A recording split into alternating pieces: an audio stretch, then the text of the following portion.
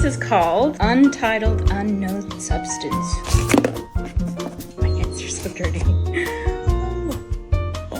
Powder. This powder is supposed to change color in the sun. It's changing a little bit.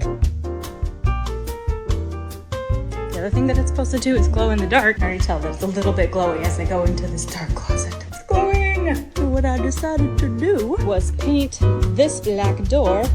I am just a little bit worried that this does not match the outside of the house. It's okay. This is a backyard porch area and it's very shaded. So I don't think this door is ever going to turn purple, which is kind of sad because it'll just be blue, and the only other magical effect it will have is that it will glow in the dark, which glow in the dark's good. Guys, I'm really bummed. My door doesn't glow at all. We're going to try and charge the door. It does glow. You can make cool designs with the light. It doesn't hold its glow very long though.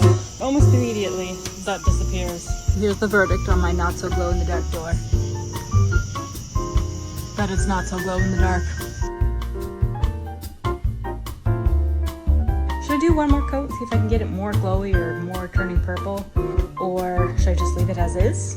Or should I repaint it? Let me know in the comments and follow to see how it turns out.